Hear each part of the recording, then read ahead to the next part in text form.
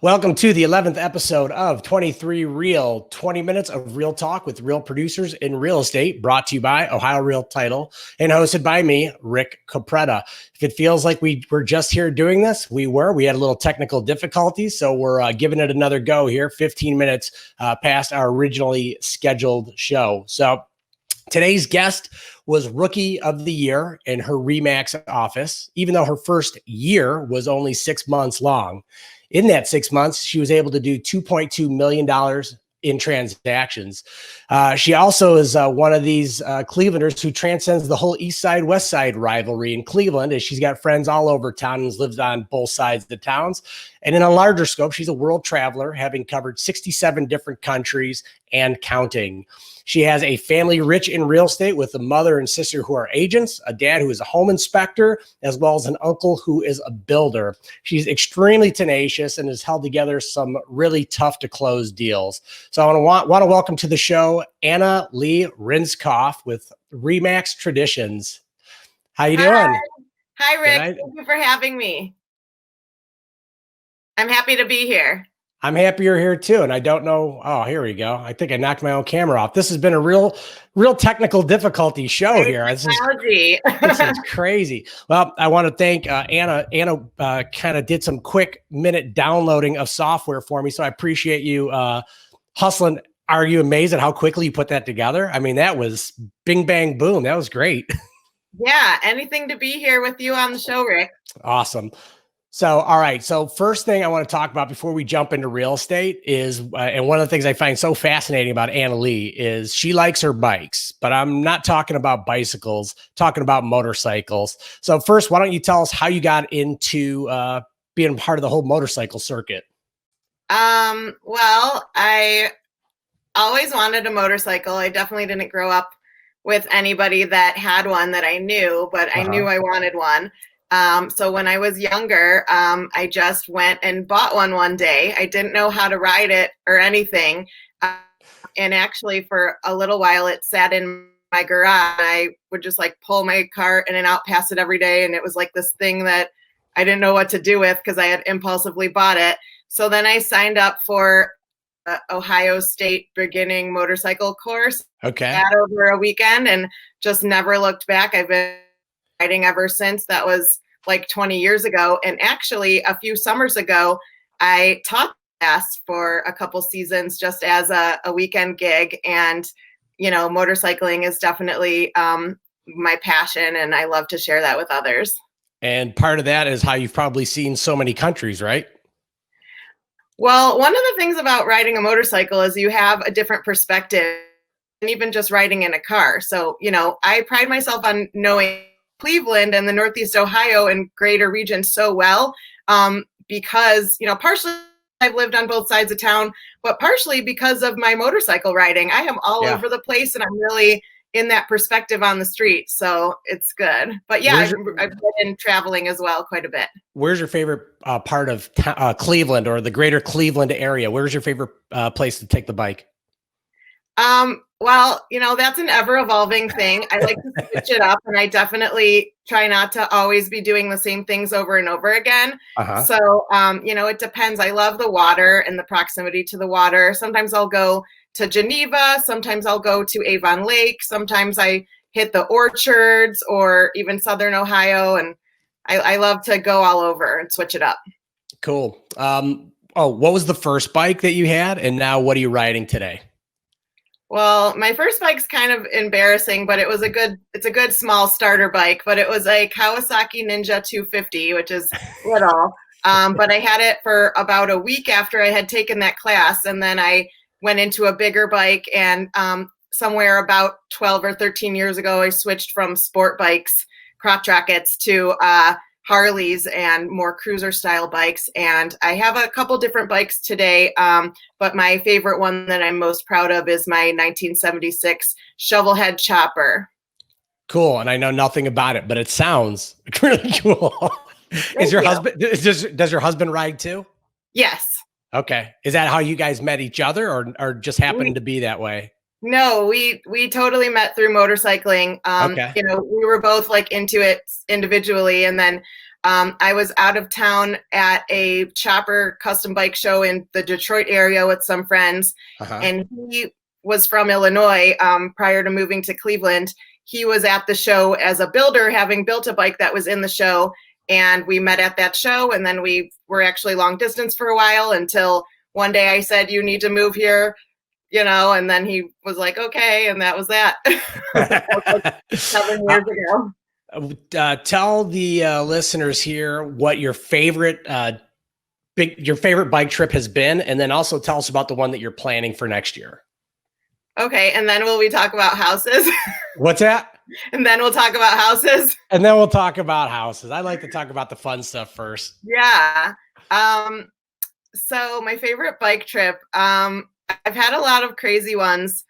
I don't travel as much these days because I'm so focused on real estate, but previously I really was traveling quite a bit. I did one trip that was riding for 21 days through the Himachal Pradesh, which is the northern Himalayas of India and Tibetan border, which is, very unpaved, very steep, 10,000 foot drops, off of these crumbling narrow roads, and just absolutely wild. And the people, and then you turn a corner and there's a cow in the middle of the road, and then just crazy shenanigans at all times. And a very wild trip that I will never forget. And then just this past April, I went for 21 days with a group of girlfriends to Morocco, and we did the same thing there, although we got the bikes in southern Spain and took them on a barge across the Strait of Gibraltar and rode all around Morocco. So that was totally amazing. I would highly recommend Morocco for those looking for a really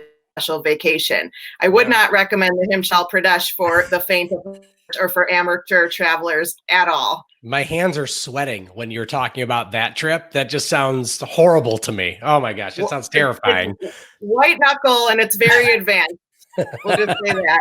I believe it. All right. Well, cool. Now we'll get into why we actually have you on the show. So having grown up in real estate, like I had mentioned before, your mom is Susie Loparo, also with Remax. Tell me what it was like growing up in a house that was all about real estate.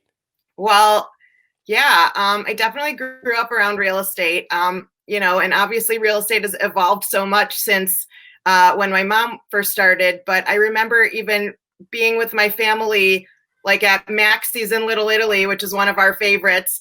And my mom would have the waiter would bring a fax to the table for my mom. I mean, like all my life, real estate was really ingrained in my family and an ongoing thing. And pre-cell phones, I remember stuff like that happening all the time. I'm sure of it. But just being on the periphery.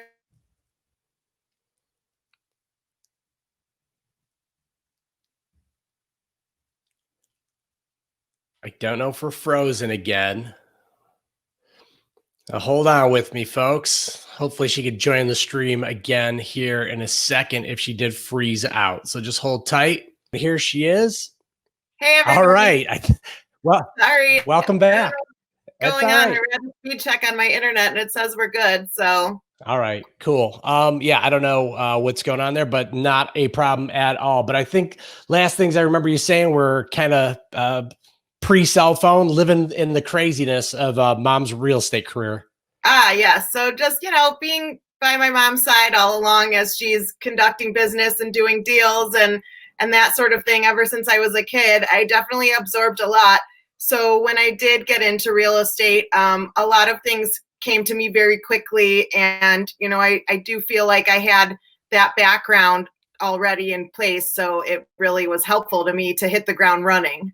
Yeah. And that kind of goes right into that next question. So how does someone here jump in with 2 feet so quickly and really, really just take off? I mean, 2.2 million in the first 6 months is fantastic. Thank you. I'm amazed and proud, but, I put my clients first. And, I was lucky to have a vast network in place just around town, friends and family. And, I know a lot of great people in our city who really, as soon as I announced myself as a real estate professional, were like, awesome. Hey, I think a lot of my peers are at the right age to be making real estate moves and making investment moves. And it just really was like the perfect storm at the right time. But, I pride myself on being someone that my network can trust and that my network can look to for advice and things. So I think that's contributed to my success. And also, I'm just tireless. I'm obsessed with real estate. I love it. I'm passionate. It's an addiction a little bit, I would say. My mom would probably agree with that. But yeah, when my phone buzzes, I'm like, game on, let's go. What is this? Game on. So, I'm just really into what I'm doing. I don't have a lot of distractions in my life. I don't have kids, and I don't have really a lot of hobbies. I'm like, this is what I am all about now. So I've set aside some of the other hobbies and really just made this my focus. Yeah, and that's pretty awesome. Now, I also mentioned, and I'm only bringing him up because your uncle Alan actually did the renovation of our house. Did you have much exposure to the building side at all, or was it? Absolutely. And what's your preference? Do you new construction, renovation jobs, existing homes? What do you like about real estate, especially when you're showing houses? Right. Great question. Yeah. So, I remember spending time in his model homes and touring some of his builds, as a kid as well. I'm really close with my uncle Alan Brown as well, and he's an amazing builder. He focuses on green homes and, just has the most gorgeous designs and just the way he conducts things. But anyways, yeah, just covering all bases and really understanding real estate from all aspects, because the client needs vary from client to client dependent upon their situation. So I wouldn't say that I have a favorite sort of genre in the real estate world, but I like knowing, full options available for my clients, because when I'm consulting with them and figuring out with them what makes sense for their needs, having multiple facets, in place and being knowledgeable about that has really come into play quite a bit. And every situation is so different and unique. Yeah, I agree. So I had another builder guest on who is really building a lot of townhomes. So lately with some of the people you're buying for, have you found that at least your sphere has been more, single family? Have they gone for more townhomes with little maintenance? What has your own sphere kind of been showing for some of your transactions? So that's a good question too. For me, it's been a mix. I would say generally more single families, but it depends on the area. Right now, as you know, there's a low inventory in housing, and for that reason, there's been a building boom trying to answer that need. Right. And a lot of the new construction, especially in the near west side and the west side areas that I tend to operate in primarily, a lot of that has been townhomes. And, dependent upon, again, the needs of the buyer, and what their goals are, and their schedule and their commute and their lifestyle, all of that comes into play when I'm consulting with them and when we're talking about what kind of home might make sense for them. But there's a lot of great new townhomes. And then there's older ones that have great character. So I love them all, and every home is different. Yeah, absolutely. After having spent so much of my time on my yard out here in Munson, a townhome's actually sounding really good. So maybe one day. I've sold several in the Ohio City neighborhood, and they are absolutely gorgeous. And the lifestyle that goes along with them is a beautiful life. And I think I need the lifestyle. So, all right, let's hop into this one. So what's been your single greatest personal and or professional struggle during this COVID-19 period? Well, I pride myself on always shooting straight with my clients and giving them, the information, whether it's, what they're hoping to hear or not. But ultimately, my dream and what makes me happiest is when I can tell my clients what they want to hear. Right. So it is a little bit of an odd market right now. It's a great time to be a seller and you're holding a lot of reins. It's a challenging time to be a buyer, and I work with both buyers and sellers. Right. So, My sellers are loving life right now. My buyers are a little frustrated at times. However, being that, a few years ago, it would be like occasionally here and there, a deal would be in multiples. And then lately in the current market, very frequently, almost every deal is in multiples. So, giving my buyers, the tricks and tips that I personally have that put their offers at the top of the pile and make their offers the most appealing. That's one of my advantages. Another thing is, just understanding that, everything happens for a reason. And if maybe one of them slips through the cracks, that wasn't the one that was meant to be. And the next one, might work and might even be better. A lot of times, when things happen, you see later that the house they end up with is maybe a better price or a better location or something about it ends up better for them anyways. So it always works out. But, I hate telling people not what they want to hear, Right. but sometimes that's how it goes.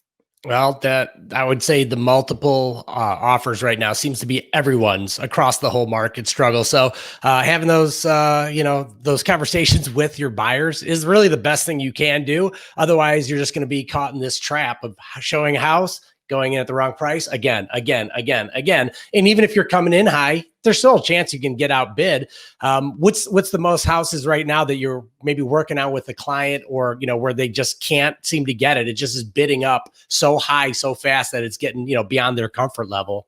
Well, if some houses are going for over asking, and if they're going beyond somebody's comfort level, there is a little bit of a comfort to that. The rates are really low right now. So, Yes. in that degree, it can also kind of be considered a buyer's market, because while it's harder to nail the right one down right now, when you do, your rates are going to be more likely better than they would have been. So, I try to help my buyers to understand the market as it stands day to day, and to just get the best advantage and the most ideal outcome for, their desire. So that's kind of what I'm after. And, I've had a lot of success in making that happen for my buyers. And, I have some advantages and tricks that I use to help make their offer more appealing. So it usually works. Good.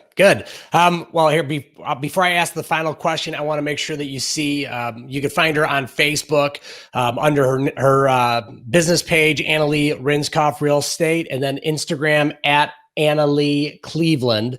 And then if you also wanted to check her email and phone number, they're right there as well. So I'll wrap it up with the final question. And it's after our discussion here, what's the one thing you want the listeners or our audience to take away from today's discussion?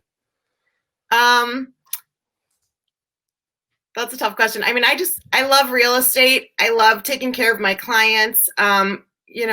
My philosophy is a long-term philosophy, not a short-term philosophy. It's all about relationships. And I feel like if I really fight for my clients and take care of them and just make sure that they are truly happy, I think that relationship will flourish for years to come as they move through different phases of their life. And,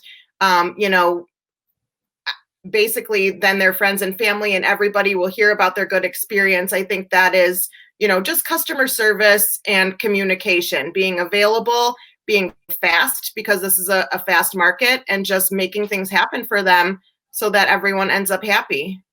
Absolutely. And guys, she's great to work with. We love working with you. I know the escrow teams have grown to love you too. You've come a long way fast, and it's been great. So really, thanks again for being on the show today. Again, ladies and gentlemen, Anna Lee Rindskopf with Remax Traditions. Thank you so much for having me, Rick. I really enjoy working with Ohio Real Title. You guys do an awesome job, and I've just really gotten to enjoy the whole team and get to know you guys, and I hope to continue that for many more successful years. Us too. All right. Thank you very much, Anna Lee. Thank you. Have a great day. You too.